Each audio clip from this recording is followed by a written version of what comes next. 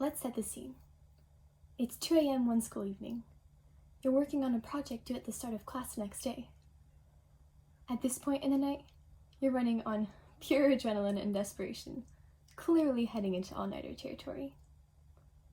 You can't help but wonder why you've put yourself in this position yet again, when it makes things so much harder than they need be. Nietzsche once said, "The worst enemy you can meet will always be yourself." How many situations can you think of where the thing holding you back was none other than yourself? You know, that little voice in your head. The one that goes, "You can't do it. You don't want to do it right now. You should just give up." Until you find yourself in situations like our 2 a.m. conundrum. Meet our inner critic. I call mine Fred. Fred and I recently went over a particularly rough patch as I was working on a project for the impact class in my school. This class allows students to pursue independently driven passion projects. Inspired by the impact children's books had on me growing up, I decided to write and illustrate a children's book of my own. The story follows a little boy called Tommy. Tommy sees the world full of colors, but Tommy has a problem. No one else seems to see these colors. Not the bright yellow joy of the violinist in the park, nor the blue sadness of the grandpa across the street. Tommy and his family decide to visit the glasses store and its storekeeper to understand what's going on. And so the story begins. While I wasn't expecting it in the least, this project would become one of the hardest things I've ever set my mind on doing. But what made it hard wasn't necessarily the technical difficulty of illustrating a whole book with very limited prior illustration experience. What made it hard was none other than myself, tackling Fred, my inner critic. Whether it be 2 a.m. conundrums or personal projects, we all have to tackle our inner critics. So here's a few things I learned facing Fred and his 3 most common refrains. The first thing our inner critics love to start with: you can't do it. When I first started illustrating the book, I would spend hours looking at all these amazing illustrations, wondering how it's even possible to create art that seems to thrum with life. Art that defines childhoods. I mean, look at this. How in the world do you get from a blank page to that? Fred's joyous refrain of "you can't do it" was exceedingly easy to believe, but I had no idea where to even start. Here's the thing. When we look at this illustration, what is it really made up of? And I don't mean wild things. Let's look even simpler. Simpler. There. Well, when I switched my goal from telling myself I had to draw this to telling myself I had to draw this, suddenly it was a lot easier to believe I could actually do this. I broke the huge goal of illustration down into what was, for me, the most manageable task. Drawing one line, and then another,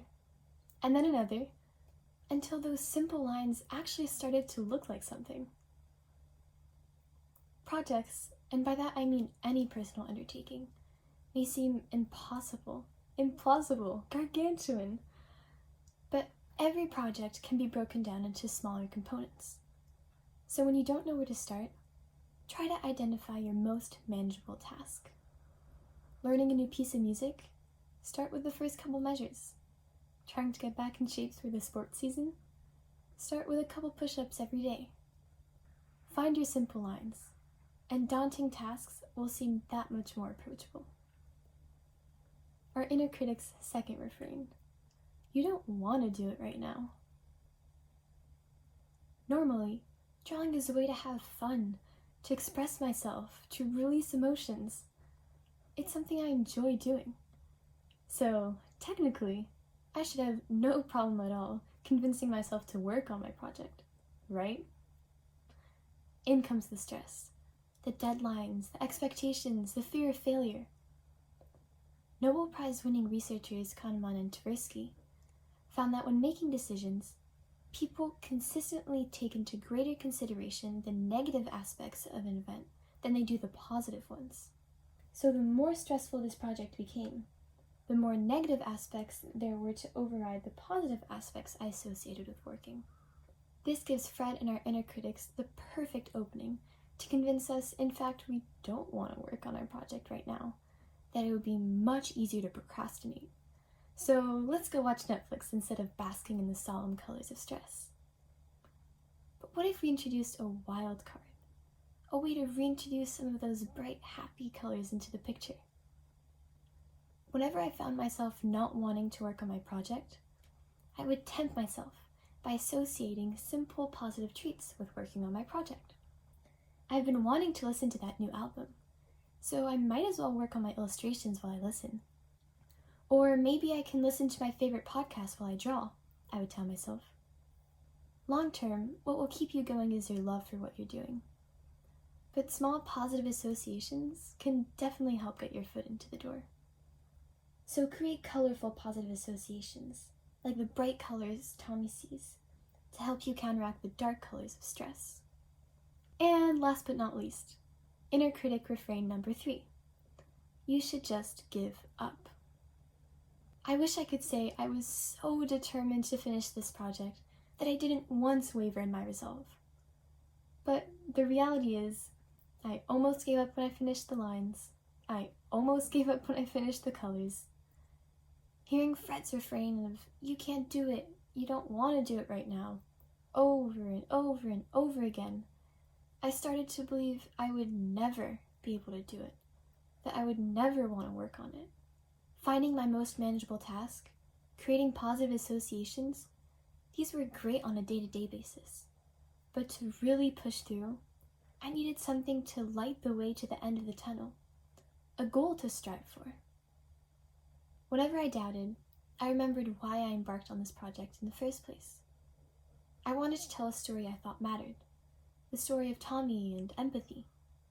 When Tommy enters the glasses store, he tries on the different pairs of glasses his family recommends. Through each pair, he sees the world as his different family members see it. With the help of the slightly magical store owner, he realizes everyone sees the world in a different way, through their own lens, and that's okay. Each perspective he learns to see only makes his own view of the world more beautiful. Wanting to tell this story is a large part of what kept me going. But let's be real. When you're stressed, tired, hanging onto your sanity by a thread, personal whys can start to feel a little bit idealistic. Having external motivators, like the class I was taking or even working on this talk, definitely helped keep me moving forwards too. So find your personal why, and combine that with external motivators to keep you accountable and light your way to the end of the tunnel. So, what's next? Just like Tommy, my perspective on the world has also broadened through this experience. I realized that, in the end, I don't know if I completely agree with Nietzsche that we are our own worst enemy. Yes, our inner critics can hold us back, but we can also learn to tackle them, to manage them, to take the bite of those voices away. We can find our simple lines, our most manageable task. We can create bright and colorful positive associations like Tommy's colors. We can keep our goal in mind, the light at the end of the tunnel. If we change our perspective and learn how to better respond to our inner critics, maybe instead of fearing them, we can learn to work with them. Maybe instead of being enemies, we can be friends. So, friend, let's be friends. And like Tommy at the end of the book, suddenly I understood, and the world was more beautiful for it.